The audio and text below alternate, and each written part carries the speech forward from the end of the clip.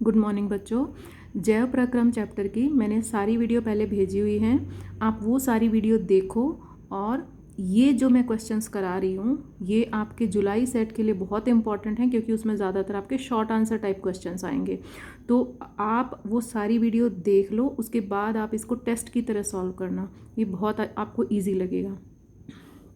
सबसे पहला क्वेश्चन है, लार में पाया जाने वाला एंजाइम एमिलेज या सलाइवरी एमाइलेज। उसके बाद है पादप कोशिका में पाया जाने वाला हरा वर्णक, ये सबको पता है क्या होता है, क्लोरोफिल। नेक्स्ट है फिर हमारा, जो लार में एमिलेज एंजाइम पाया जाता है वो किसके पाचन में सहायक होता है। ये भी अगर आपने वीडियो ध्यान से देखी होगी आप इनको बड़े फटाफट आंसर कर पाओगे। स्टार्च। जंतुओं में शर्करा किस रूप में संग्रहित होती है, ग्लाइकोजन। ये वीडियो में आपको ये पॉइंट कहीं नहीं मिलेगा, ये मैंने अलग से कराया है, ठीक है ना। ये मैंने बस अब इस क्वेश्चन की फॉर्म में ही कराया है आपको ग्लाइकोजन, क्योंकि ये इंपॉर्टेंट है। बुक में ऐसे मेंशन नहीं है बट ये पूछ लिया जाता है कई बार। पौधों में शर्करा का संग्रहित रूप, पौधों में जो एक्स्ट्रा शर्करा है वो स्टार्च के रूप में संग्रहित हो जाती है। उसके बाद ग्लूकोज का सूत्र क्या होता है, ग्लूकोज का सूत्र होता है C6H12O6। अब आप बोलोगे मैडम ये कहाँ दिया हुआ है, जो आपकी प्रकाश संश्लेषण की अभिक्रिया थी उसमें ग्लूकोज का सूत्र दिया हुआ है।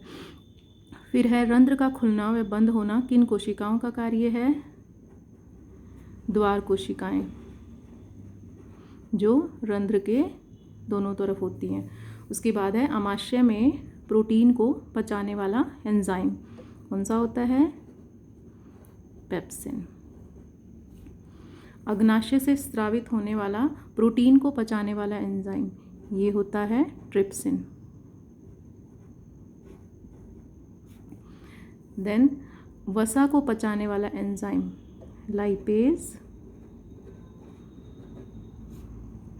आमाशय में पाया जाने वाला अम्ल, आमाशय में एक अम्ल भी स्रावित होता है, हाइड्रोक्लोरिक अम्ल, उसको शॉर्ट में हम HCl लिख सकते हैं। आफ्टर दैट, आंत की भीतरी सतह पर पाई जाने वाली उंगली जैसी संरचनाएं जो उसकी सतह का क्षेत्रफल बढ़ा देती हैं ताकि भोजन का अवशोषण आसानी से हो सके। उसके बाद मीट का पाचन डैश के पाचन से आसान होता है, मीट का पाचन सेलुलोज के पाचन से आसान होता है। इसीलिए जो शाकाहारी हैं उनकी छोटी हाथ मांसाहारी की छोटी हाथ से लंबी होती है, क्योंकि सेलुलोज के पाचन में काफ़ी समय लगता है। या आप वीडियो देखोगे तो आपको समझ में आ जाएगा। पेशी क्रैम्प का कारण, हमारी पेशियों में जब अवायवीय श्वसन होता है ऑक्सीजन के अभाव में, तब लैक्टिक अम्ल बनने लग जाता है और वो लैक्टिक अम्ल पेशियों में जमा हो जाता है, जिसके कारण पेशियों में क्रैम्प आते हैं। किण्वन से क्या उत्पाद बनते हैं, हमने जो ग्लूकोज का भिन्न पथों द्वारा विखंडन किया है ना, उसमें जो यीस्ट वाला टॉपिक है, यीस्ट वाली जो एक क्रिया है, तो उसी को फर्मेंटेशन या हिंदी में किण्वन कहते हैं। अब यीस्ट में अवायवीय श्वसन होता है और उत्पाद क्या बनते हैं, इथेनॉल, CO2 और थोड़ी मात्रा में ऊर्जा ATP के रूप में। फिर है, रुधिर में पाया जाने वाला लाल रंग का वर्णक, ये भी हमने किया है, क्या होता है, हीमोग्लोबिन, और ये ऑक्सीजन के वहन में सहायक होता है। ऑक्सीजन इसके साथ जुड़ जाती है और ये ऑक्सी हीमोग्लोबिन बन जाता है और हमारे शरीर में ऑक्सीजन ऑक्सी हीमोग्लोबिन के रूप में प्रवाहित होती है। फिर दूसरा हमारा इसी से जैसा सा क्वेश्चन है, हमारे शरीर में कार्बन डाइऑक्साइड का वहन कैसे होता है। कार्बन डाइऑक्साइड का वहन होता है प्लाज्मा में घुली हुई अवस्था में। प्लाज्मा में पानी होता है तो पानी के साथ कार्बन डाइऑक्साइड जुड़ जाती है, तो आपने इतना ही बताना है, प्लाज्मा में घुली हुई अवस्था में। ज़्यादा डिटेल रिएक्शन आपको करने की ज़रूरत नहीं है। एकल परिसंचरण किस में होता है, ये भी हमने बड़े अच्छे से कवर किया है, अगर आपने देखी होगी। वीडियो देख के करोगे ना तो आपको ये बिल्कुल मतलब चुटकी में आप इसमें फुल मार्क्स ले लोगे। शरीर की सबसे बड़ी धमनी, जो हार्ट वाली वीडियो है उसमें है ये हार्ट का पूरा एक्सप्लेनेशन, महाधमनी। धमनी जिसमें V ऑक्सीजनित रक्त प्रवाहित होता है, फुफ्फुस धमनी जो फेफड़ों में लेकर जाती है विऑक्सीजनित रक्त को, ताकि वहाँ पर उसमें से CO2 निकल जाए और ऑक्सीजन मिक्स हो जाए और रक्त ऑक्सीजनित हो जाए। चोट लगने पर रुधिर के जमने में सहायक।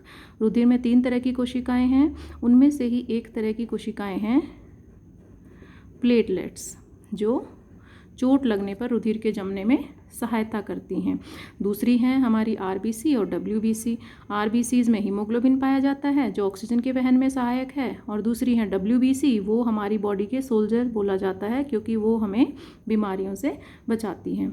आफ्टर दैट पौधों में पानी और खनिज लवण का वहन किसके द्वारा होता है?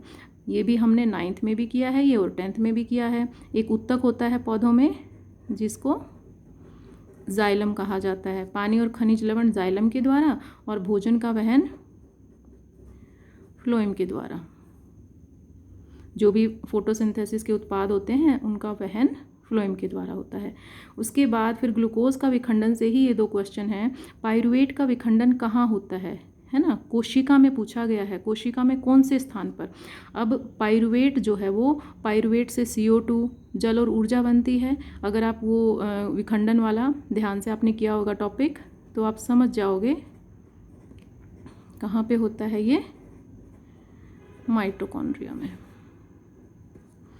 उसके बाद है ग्लूकोज से पाइरुवेट कहाँ पे बनता है? ये होता है कोशिका द्रव्य में या साइटोप्लाज्म। तो ये मैंने वहन, श्वसन और पाचन, इससे हमारा जो पोषण, इनसे रिलेटेड सारे के सारे जो इम्पोर्टेंट 1 मार्क क्वेश्चंस थे NCERT में से मैक्सिमम कवर करने की कोशिश की है। तो आप वो सारा टॉपिक करके और इसको वीडियो एक बार देख लें और उसके बाद इसको खुद से सॉल्व करने की कोशिश करें, ठीक है। अब इसमें हमारा सिर्फ उत्सर्जन बच गया है, उसका मैं एक अलग से टेस्ट बनाऊंगी। Thank you.